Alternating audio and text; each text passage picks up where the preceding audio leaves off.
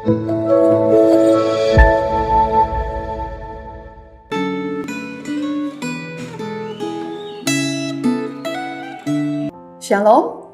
Bapak Ibu, Saudara sekalian, kita akan menyiapkan hati untuk merenungkan firman Tuhan.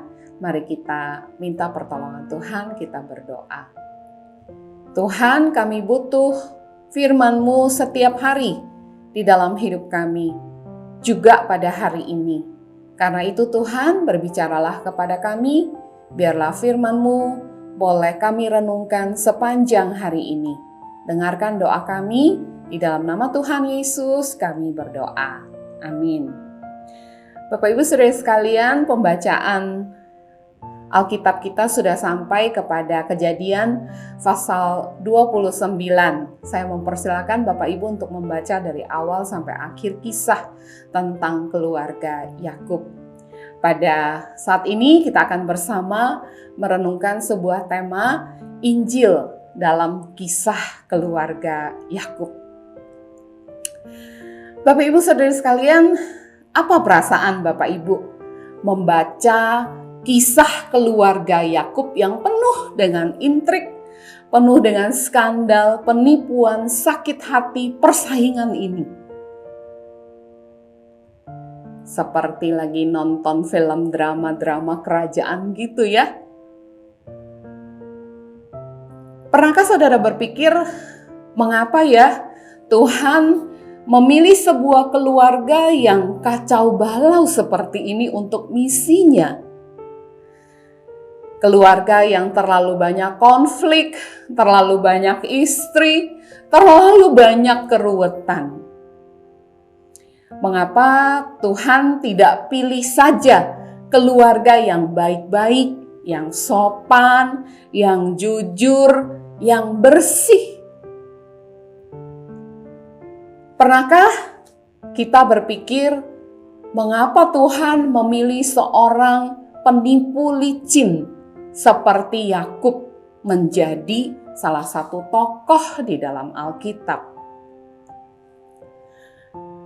Atau Bapak Ibu malah sebaliknya, mungkin kita bersimpati dengan kehidupan keluarga ini.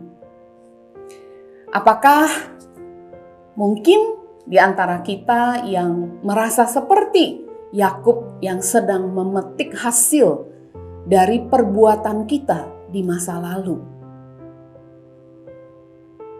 Atau seperti Yakub yang bekerja keras karena mengira kebahagiaan itu ada di dalam pekerjaan?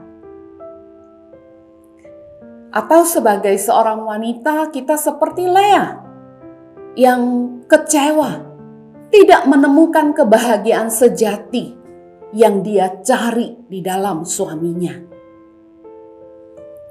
Atau Rahel yang merasa selalu kalah dan mengira bahwa asal aku punya anak, aku pasti bahagia? Atau kita kecewa kepada seorang ayah seperti Laban yang mengorbankan anak-anaknya demi kepentingannya pribadi? Di tengah-tengah kekacauan karena kesalahan manusia di dalam keluarga ini, masih adakah sesuatu yang baik yang bisa dihasilkan? Ternyata Alkitab mengatakan kepada kita, iya. Kita membaca signifikansi Yakub di dalam Alkitab yang dibuktikan oleh fakta bahwa namanya itu muncul sebanyak 350 kali. Di dalam kekacauannya, Yakub diberi status sebagai bapak leluhur dari umat pilihan Tuhan. Bangsa Israel sendiri aja dinamai berdasarkan nama Yakub yang baru. Yakub Tuhan beri peran di dalam sejarah keselamatan manusia karena dia adalah bapak leluhur orang Israel dari mana Tuhan kita Yesus Kristus dilahirkan. Karena itu Bapak Ibu, ada seorang penulis mengatakan kita melihat kisah Yakub sangat kental dengan kontras ketidaklayakan manusia dan anugerah ilahi. Dengan kata lain, ada berita Injil di dalam kisah keluarga Yakub yang kacau balau. Di tengah-tengah keruwetan keluarga ini, berita Injil seakan ditegaskan kembali. Tidak ada manusia yang diselamatkan karena mereka cukup baik, karena mereka cukup berusaha, karena mereka cukup layak untuk menerima anugerah dari Tuhan. Walau kacau balau, Tuhan memilih keluarga Yakub. Tuhan memilih Yakub tidak berdasarkan apa yang baik yang telah dia lakukan. Bahkan Alkitab mencatat sebelum dia dilahirkan, sebelum dia tahu berbuat baik atau jahat, Tuhan sudah memilih dia. Tuhan memilih dia walau dia bukan anak sulung. Dia adalah anak bungsu yang seharusnya tidak mendapat bagian sebanyak dan sebagus seorang anak sulung. Tapi Tuhan begitu beranugerah dalam hidup keluarga Yakub. Bapak Ibu Saudara sekalian, apakah engkau merasa tidak cukup baik? Tidak mencapai standar? Gagal, keluargamu berantakan, tidak ada harapan dari hidupmu. Efesus pasal 1 ayat 4 mengingatkan kepada kita.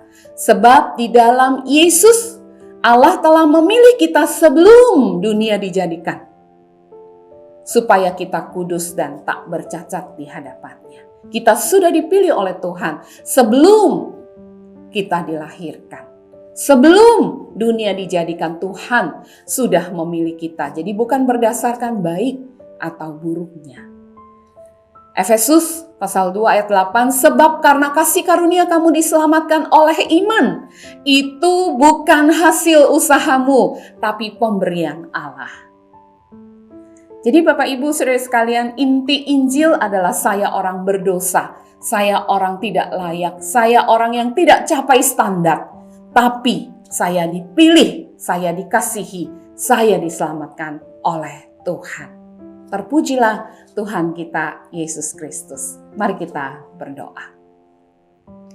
Terima kasih Tuhan mengasihi kami.